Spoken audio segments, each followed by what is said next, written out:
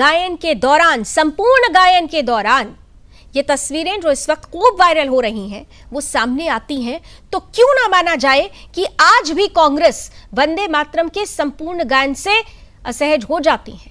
सोनिया गांधी आज भी असहज होती हैं। सबसे पहले तो मैं आप सबको, आपके सभी दर्शकों को और देशवासियों को 80वें स्वतंत्रता दिवस की मुबारकबाद देना चाहता हूं। आपको भी के लिए गर्व का और आपका जो प्रश्न है, मैं बड़े अदब के साथ कहना चाहता हूं कि कांग्रेस वह पार्टी है जिसने आजादी की लड़ाई का नेतृत्व किया और महात्मा गांधी, जवाहरलाल नेहरू जी, सरदार पटेल, मौलाना आजाद से लेकर सभी लोगों ने जो है जेलें और यातनाएं सही और लंबे समय तक जेल में रहे, और उस वक्त वंदे मातरम और भारत माता की जय बोलने पे जब कीमत चुकानी पड़ती थी तो कांग्रेस के तमाम लोग उस कीमत को चुकाते थे। और आज जो हमारे ऊपर उंगलियां उठा रहे हैं, ये सवाल खड़ा कर रहे हैं, ये कहीं ना कहीं अंग्रेजों के साथ खड़े नजर आते थे। आदेश जी, आप सब नाम ले गए लेकिन भगत सिंह जी को भूल गए, आप चंद्रशेखर आजाद को भूल गए, आप ये दो नाम भूल गए क्योंकि आपकी नजर में तो वो क्रांतिकारी थे ही नहीं। उन्होंने तो वंदे मातरम कहकर किस तरीके से फांसी का फंदा चूमते हुए इस देश पर न्यौछावर हो गए थे वो तो आपको नजर आता ही नहीं। इसीलिए आपने देखिए सेलेक्टिव नाम लिए, आपने सेलेक्टिव नाम लिए और कहा कि आजादी के लिए बहुत कुछ किया गया। लेकिन जब मैंने ये नाम लिए तो इस पर भी जरा कुछ प्रतिक्रिया दे दीजिए। क्या इन्होंने ये आजादी के मतवाले नहीं थे? रामप्रसाद बिस्मिल जी, राजगुरु जी ये आजादी के मतवाले नहीं थे? इन्होंने आजादी के लिए कुछ नहीं किया? मैंने लाखों लोग मतवाले थे, लेकिन मैंने जो लोग उस टाइम के अंग्रेजों को मुखबरी करे, मैंने उनके नाम भी नहीं लिए, इसलिए कि आज पे नहीं आवश्यकता किसी को। क्यों नहीं आवश्यकता है? मतलब जिन्होंने अपने प्राण न्यौछावर कर दिए, जो कुर्सी के लिए नहीं लड़े, जो सत्ता के लिए नहीं लड़े, जो राष्ट्र के लिए लड़े, जो राष्ट्रवाद के लिए लड़े, जो हंसते हंसते फांसी के फंदे पर झूल गए, उनकी चर्चा नहीं होनी चाहिए। लेकिन जो दशकों तक सत्ता में रहे उनकी चर्चा जरूर होनी चाहिए। वाह, ये तो फिर यहीं से तो आपकी फिर दोहरी सोच समझ में आने लगती है। यहीं से तो समझ में आ जाता है कि क्यों वंदे मातरम आपको पसंद नहीं है।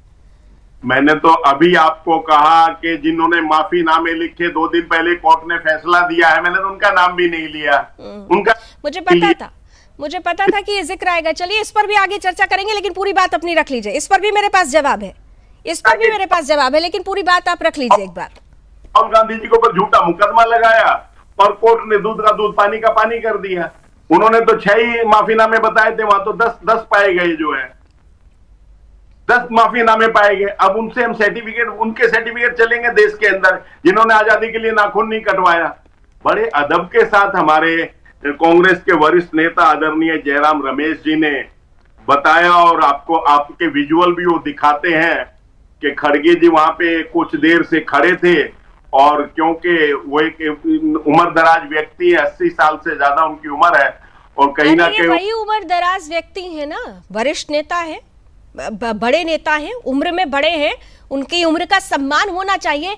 लेकिन ये ताकत जब, अरे ये कमजोरी जैसा बताया जा रहा है, वो कमजोरी अभी हमने देखा था कि किस तरीके से जब अभी आंदोलन के समय कॉकरोचों को बचाने के लिए प्रधानमंत्री को गालियां देने वालों के लिए किस तरह वो खड़े होकर सदन के अंदर या सदन के बाहर घंटों खड़े होकर किस तरीके से नारेबाजी करते थे। और 1 मिनट जरा ये भी बता दीजिए, जब मैं 1 मिनट बोल रही हूं तो 3 मिनट 10 सेकेंड के राष्ट्रीय गीत में 1 मिनट में ही 1 मिनट बीतता है और उनको तकलीफ होने लगती है। सोनिया जी इतनी असहज हो जाती है, इतनी आक्रोश हो जाती है कि उनके पूरे फेशियल एक्सप्रेशन ही बदल जाते हैं।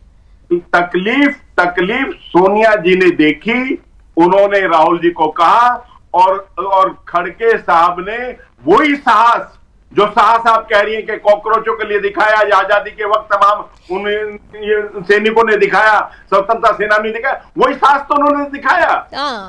ठीक है सर, अभी वो वीडियो भी चलेगा, वो कितना साहस, कितनी असहजता इसी से नजर आ जाएगा। नेहा भी आ चुकी है, नेहा धवन भारतीय जनता पार्टी का पक्ष रखने के लिए आ चुकी है। नेहा, आपका भी स्वागत है। एक ब्रेक लेना पड़ेगा मुझे, आज थोड़े ब्रेक्स हैं, ब्रेक लेना पड़ेगा, उसके बाद आते हैं और वो